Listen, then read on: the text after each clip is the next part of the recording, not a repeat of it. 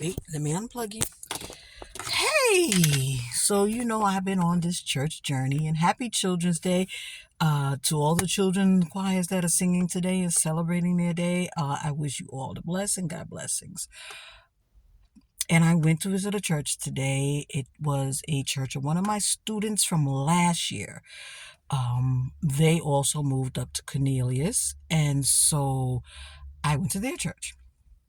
And the singing, I'm telling you, these babies was singing for God.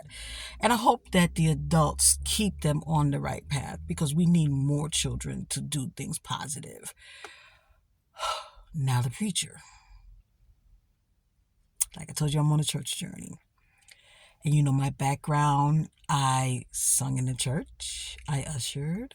I was on the children's ministry. I was a children's ministry leader.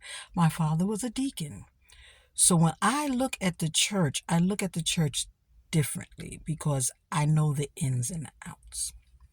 So he's preaching, and he started off really good, and he explained that for the month of Vacation Bible School, the children will be studying the month of Mark, the book of Mark, sorry, and he also gave the passages that they're going to be studying so the parents can also study. If you don't want to study with them, you can study alongside, so you'll know what your children hopefully will be growing into as they grow. And it started off fine. Now this church, let me take a step back. This church is a coffee tea drinking church. And I've been to a couple of those, and it's kind of cute. I don't drink coffee, I drink tea. So while you're in service, before service, you pick up your cup of coffee or your cup of tea, and while you're in service, you're drinking out of these biodegradable cups, and they won't leak if you drop it and stuff like that, and which is really, really cool. But when you got to go to the bathroom, you got to go. So like I said, I was raised in the church, and I was raised in the church where once you sat down, there is no getting up to go to the bathroom. Same thing as if you went to a movie or if you went to a theater, you went to the bathroom before church started, you went to the bathroom after church ended. So I'm trying to be nice because they also had fresh lemon. So I had a beautiful cup of hot lemon tea, no sugar. And service started good, but the preacher started to get a little long. Remember what I said, today's Children's Sunday. So the children are getting antsy. Okay?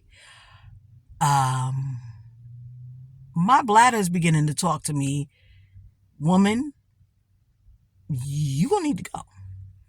So in the midst of him getting long, he also said, if I had some people playing the guitar, I can end the service. Hey, all right, that means in my head, his service is getting ready to end. I can hold it just a little while longer.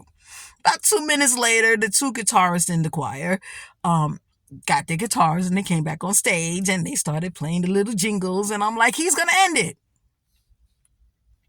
15 minutes later, he's still preaching.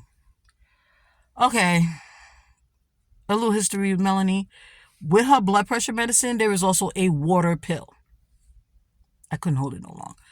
God forgive me. I couldn't hold it no longer. I went to the bathroom. And I'm like, okay, well, by the time he gets out, it's ended. I can slip out. My baby saw me. She waved at me. I waved at her, gave her a couple of kisses.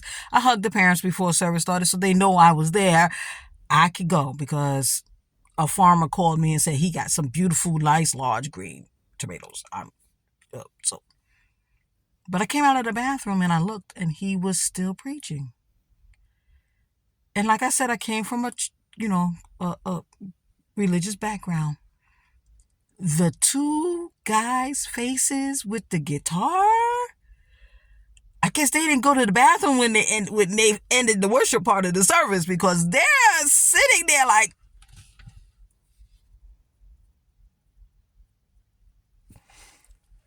and he's been 15 minutes later. I said, Lord, forgive me. And now I'm sitting here in the car and I'm talking to you. Service started at 11. It's now 12:35. You guys have a good day.